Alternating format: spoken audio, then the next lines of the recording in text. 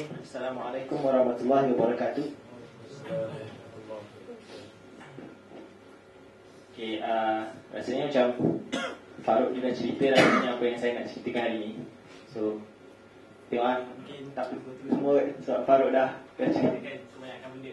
Satu benda je nak betulkan, saya bukan naib ketua pembangunan sumber manusia. Naib ketua pembangunan sumber manusia tu isteri saya. Jadi apa ketua dah. Balan. Farouk dia bagi SMS, minta mari datang. Bateri macam nak habis. Dia tanya pasal berapa lama kahwin. Kita cakap 4 bulan, dan berkahwin dengan Wak Syekh Muhammad. Lepas tu cakap Wak Syekh Muhammad tu jawatan dia naik ketua pembangunan sumber manusia. Tapi dia silap faham kot.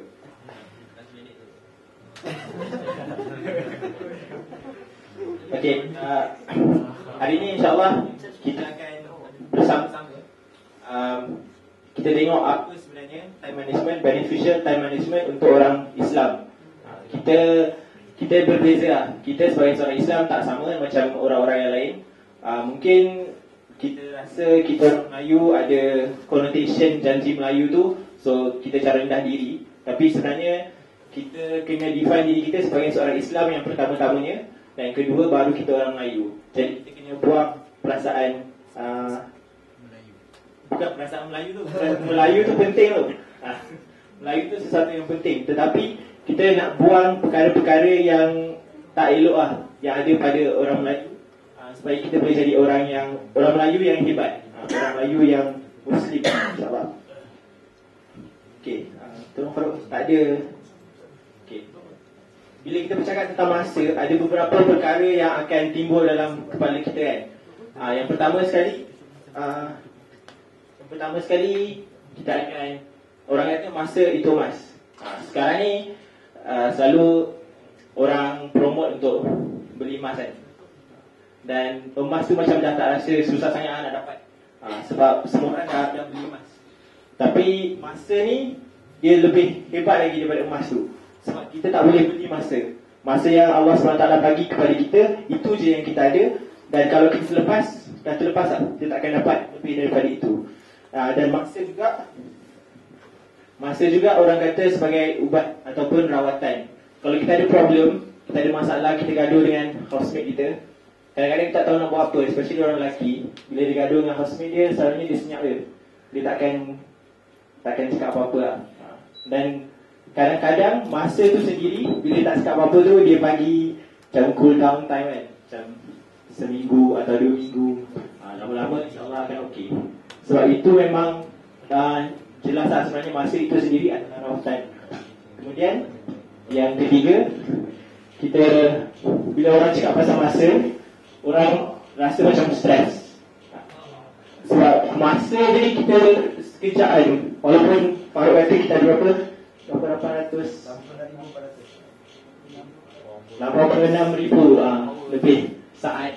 Tapi masa tu macam berlalu dengan sangat pantas, dan orang akan jadi stres bila orang cakap pasal masa. Kemudian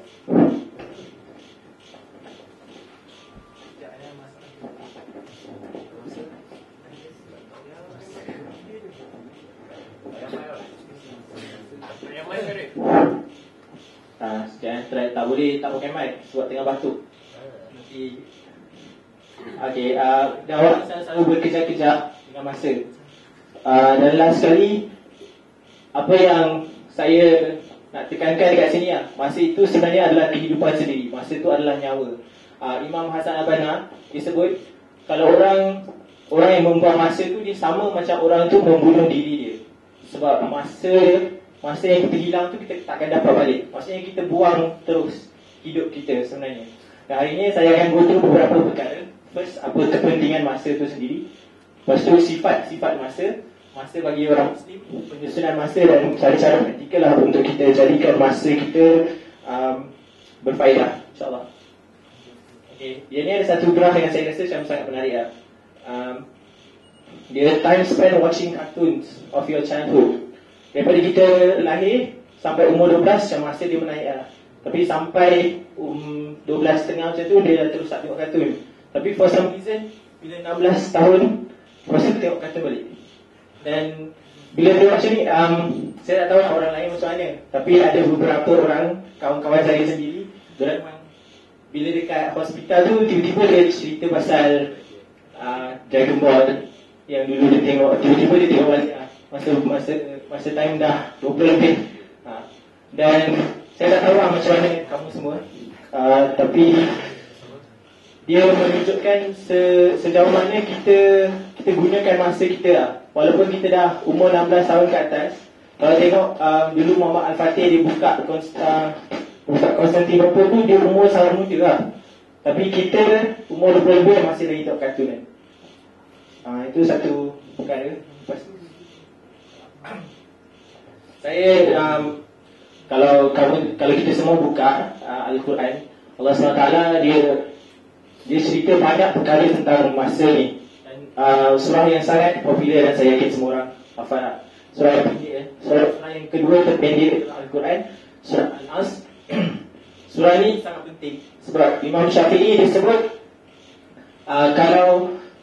kalau diturunkan surah ni sahaja pun dah cukup untuk surah Islam tu memahami Islam. Walas innal insana lafi khusr illa allazina amanu wa amilus solihat wa tawassaw bil haqq wa tawassaw bis sabr. Allah SWT dia bersumpah demi masa, dan sumpah-sumpah yang Allah SWT buat dalam Al-Quran, dia menunjukkan Allah SWT menegaskan perkara itu. Dan kat sini Allah SWT bersumpah demi masa, menunjukkan betapa pentingnya masa dalam hidup orang Islam. Selain daripada wal-asr ni, Allah SWT bersumpah juga dengan waktu duha, dengan matahari, dengan bulan. Dan perkara-perkara itu memang berkaitan dengan masa juga sebenarnya. Jadi ada banyak penegasan-penegasan yang Allah SWT buat dalam Al-Quran berkaitan dengan masa. Dan apa yang Allah SWT sebut lagi selepas itu, manusia ni by default dia dalam kerugian. Kita semua by default kita dalam kerugian, kecuali orang-orang yang insyaAllah beriman dan beramal soleh. Dan hopefully kita tergolong dalam orang-orang yang itu lah. Dan kita berada di sini hari ini pun meredah hujan. Orang-orang yang sesama macam Farouk, sesama pun boleh jadi MC. Kita meredah semua itu insyaAllah untuk menambahkan iman kita hari ini. Dan kemudian Allah SWT kata, dan mereka pula berpesan-pesan dengan kebenaran dan berpesan-pesan dengan kesabaran.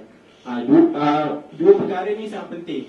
Yang mana Allah SWT dia kata orang yang beramal soleh tu, orang yang beriman dan beramal soleh, dia tak boleh setakat beriman dan beramal soleh untuk diri dia sendiri sahaja. Dia kena berpesan-pesan dengan kebenaran dan dia kena berpesan-pesan dengan kesabaran. Tidak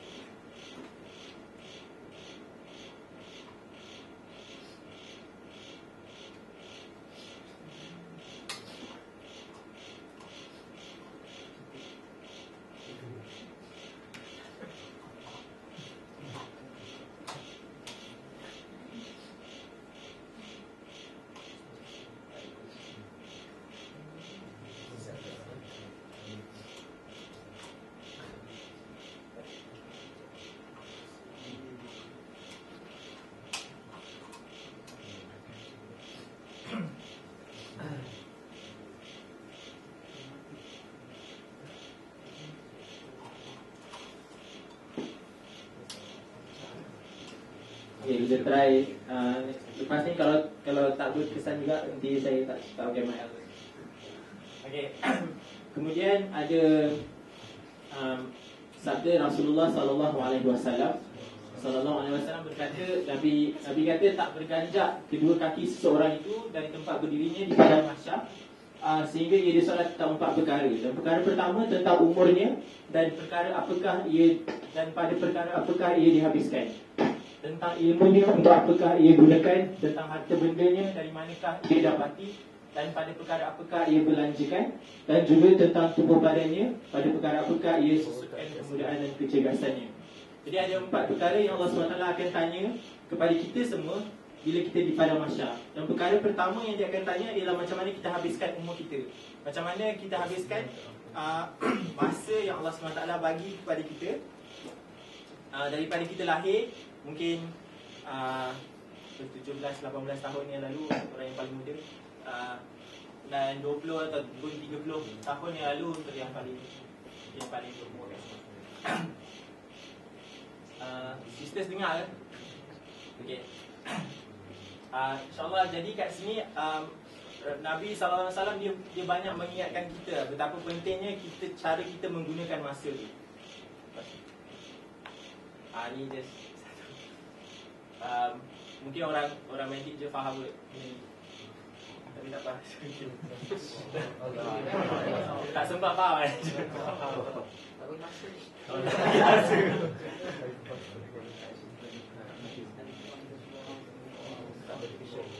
Tak apa. Okey, insyaAllah untuk Allah SWT sebenarnya bila dia bagi kita perkara-perkara yang kita perlu lakukan dalam hidup kita, ibadah-ibadah yang Allah SWT suruh kita buat, secara tak langsung apa yang Allah SWT buat ialah dia mentarbiah kita dengan menggunakan masa. Yang pertama, solat 5 waktu. Solat 5 waktu itu adalah perkara yang setiap hari kita kena buat, dan jadi kita kena, dan ada waktu yang spesifik lah. Waktu subuh kita kena solat subuh. Kita tak boleh solat subuh masa Zuhur ataupun Maghrib ataupun Isyak kan. Jadi kita belajar kat situ macam mana kita nak menepati masa yang Allah SWT tetapkan. Dan bukan tu je, Allah SWT dia ajar kita lagi, kalau kita nak solat 5 waktu tu, ada ganjaran yang lebih besar untuk orang yang solat awal waktu. So dia macam bagi another advantage untuk orang yang lagi hebat dalam menguruskan masa dia. Yang kedua, hari Jumaat. Hari Jumaat ni, waktu sembahyang Jumaat, ialah neraca yang mingguan. Apa yang Allah SWT cuba untuk tarbiah kita setiap minggu. Kemudian ada ibadah puasa yang kita buat setiap tahun. Dan yang last sekali ialah ibadah haji yang merupakan satu neraca seumur hidup. Dan kata-kata ni, solat 5 waktu, neraca harian, neraca mingguan, tahunan ni semua adalah kata-kata Syekh Yusuf Qaradawi. Yang mana ibadah haji tu dia kata neraca seumur hidup, sebab masa ibadah haji tu ada banyak perkara-perkara yang kita kena buat on time, masa yang spesifik. Kita tak boleh buat main suka-suka je lah, nak sa'i dulu ke, nak pergi Arafah dulu dan sebagainya. Dia ada specific things yang kita kena buat berdasarkan masa yang Allah SWT sendiri tetapkan. Okay. Jadi Allah SWT dia memang dah banyak mentarbiah kita. Sepatutnya orang Islam ni tak perlu nak belajar sangat banyak daripada buku-buku yang orang-orang barat buat pasal time management dan sebagainya. Sebab kalau kita ikut apa yang Allah SWT suruh, InsyaAllah kita pandai sendiri nak ajar diri kita supaya kita boleh ikut menjaga masa kita dengan baik. Dan ini salah satu video yang saya rasa menarik.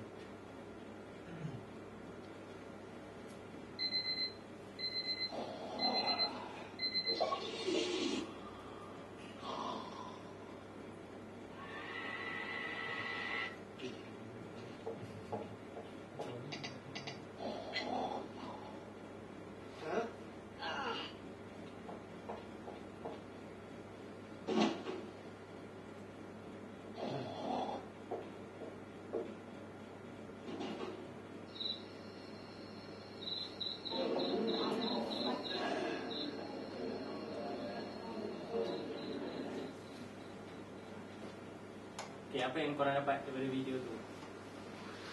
Saya nak cap. Suka je.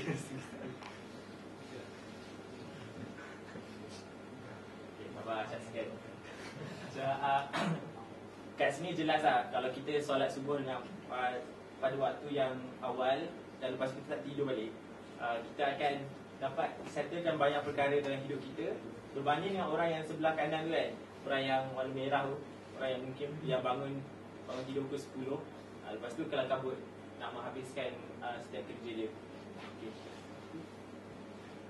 Masa ni satu entiti yang sangat unik kan. Tadi saya dengar kawan saya cakap pasal masa, dia macam ada banyak dia ada masa tadi cakap apa? Yang 3D lah, benda tu. Nah, Masa is a very unique sebab kalau kita tengok, kita ada in terms of imaging, kita ada spatial resolution dengan temporal resolution. So spatial resolution tu in terms of space 3D XYZ, tapi untuk time tu, time akan control the whole 3 dimension in spatial. So basically with one time and one moment measuring 9 things instead of 3. Okay. Maksudnya masa tu dia ada banyak sifat-sifat yang tertentu lah. Dan kat sini mungkin tak adalah sehebat macam mana orang engineering yang buat PhD belajar, tapi saya nak ceritakan insyaAllah perkara-perkara sifat-sifat masa yang semua orang pun dah tahu, tapi kita memerlukan peringatan-peringatan lah. Ini adalah ayat surah Al-Nazi'at 6 yang mana masa tu dia pantas beredar. Sangatlah dahsyatnya huru-hara hari itu sehingga orang-orang yang bersalah merasa pada masa melihatnya seolah-olah mereka tak tinggal di dunia melainkan sekadar satu petang atau paginya sahaja. Ini menceritakan tentang orang-orang waktu orang-orang yang dia rasa dia punya hidup tu sekejap je, hidup dekat dunia tu satu pagi atau satu petang je. So yang ni bukan sahaja orang tu saja yang merasa, sebenarnya kita pun merasa. Yang mana pantas yang macam saya kata tadi kan, macam ni bila kata pasal masa je orang rasa stres sebab sekejap je dah habis masa yang kita ada. Itu adalah satu sifat masa. Yang kedua, InsyaAllah kita, masa tu adalah something yang berlalu tapi tak akan kita dapat semula. Sebenarnya dia sangat bernilai lah, tak boleh dimiliki. Macam saya kata awal tadi, mungkin emas, orang kata masa tu emas, tapi emas tu kita still boleh miliki, kita still boleh simpan. Sedangkan masa ni kita tak boleh simpan, kita tak boleh beli masa daripada orang lain. Masa yang kita dapat 24 hours tu 24 hours sajalah. Kemudian Nabi SAW kata dua nikmat daripada nikmat Allah, itu typo kan, dua nikmat daripada nikmat Allah yang kebanyakan manusia tertipu adalah sihat dan masa lapang. Kemudian hadis yang sangat popular lah, 5 perkara sebelum 5 perkara. Macam lagu Raihan tu. Lagu Raihan tu dia sebut 5 things, tapi kebanyakan daripada 5 things tu sebenarnya berkaitan dengan masa juga at the end of the day. Bila dia kata sihat sebelum sakit, muda sebelum tua, itu pun berkaitan dengan masa. Lapang sebelum sempit, berkaitan dengan masa. Kaya sebelum miskin, last sekali, hidup sebelum mati. So 3 daripada 5 tu semua berkaitan dengan masa. Dan itulah diulang-ulangkan macam mana Nabi SAW dia mentarbiah sahabat, dan at the same time dia mentarbiah kita, diulang-ulang kepentingan masa tu supaya kita tak lupa. Dan kemudian masa ni juga kita tunjuk, kalau kita tak menjaga masa kita, di akhirat nanti akan berlaku penyesalan. Kita akan menyesal dengan apa yang kita masa yang kita bazirkan tu. Yang pertama sekali Allah SWT kata dalam surah Al-Munafiqun ayat 10, dan belanjakanlah sebahagian rezeki yang kami berikan kepada kamu sebelum seseorang yang kamu sampai ajal maut kepadanya. Kalau tak, maka ia pada saat itu akan merayu dengan katanya, wahai Tuhanku, alangkah baiknya kalau engkau lambatkan kedatangan ajal matiku ke suatu masa yang sedikit saja lagi. Semua benda tu kita boleh gunakan. Dia kepentingan kat sini saya nak cerita tentang macam mana kita merancang masa kita yang kita ada.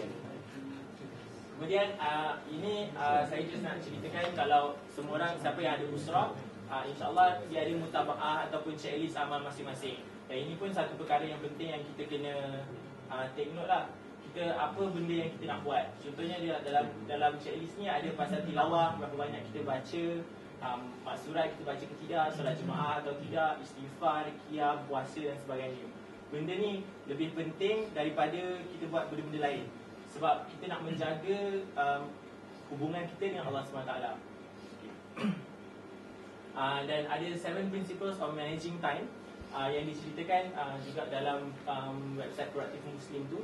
Yang pertama ialah have sincere intentions. Yang ni apa-apa pun, this is the basic dia. Kita kena betulkan niat kita. Kemudian kita kena ada mentor. Bila kita belajar, kita nak manage atau menguruskan masa kita, kena ada someone yang kita look up to, yang kita tengok dia ni bagus cara dia manage time kita. Dan kalau seseorang yang ada usrah tu boleh jadikan mungkin insyaAllah nakib masing-masing, macam mana kita jadikan dia sebagai mentor kita. Kalau kita tak jumpa mentor, at least kita ada kawan kita yang bersama-sama dengan kita untuk mengingatkan kita pasal cara kita menguruskan masa kalau kita tak buat apa-apa. Okay. Kalau kita tak kalau macam kita tak sempat, so kita ada to-do list kita, kalau kita tak buat setiap salah satu perkara tu, ada kawan kita yang boleh ingatkan kita. Yang ketiga ialah be useful wherever you are. Kita macam tak menunggu tempat yang kondusif saja untuk, kalau let's say study, nak tunggu nak study kat library je nak study. Kalau tak study kat library tak boleh study. Kemudian kita kena sentiasa ready untuk struggle. Daily ijtihad, setiap hari kita kena struggle. Tak boleh nak mengharap everything is easy untuk kita. Kelima, be flexible. Kita ada planning yang kita buat, tapi kalau kita tak dapat nak habiskan, let's say kita nak habiskan baca Quran dalam masa sebulan tapi tak sempat, janganlah terus macam down dan tak nak baca Quran dan lepas tu. Tapi kita fleksibel lah, kita extend lagi benda tu. Kalau kita nak ada certain projects yang kita buat yang tak sempat habis, kita kata nak habiskan in 2 days tapi tak sempat, kita boleh fleksibel dan extend lagi benda tu.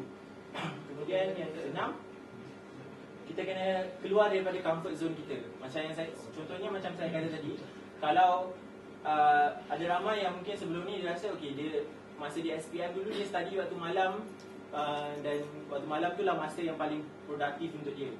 Tapi bila dah sampai kat sini, macam waktu malam tu mungkin susah sikit. Tapi dia nak keluar daripada, dia kena keluar daripada comfort zone dia. Macam kena fleksibel dan keluar daripada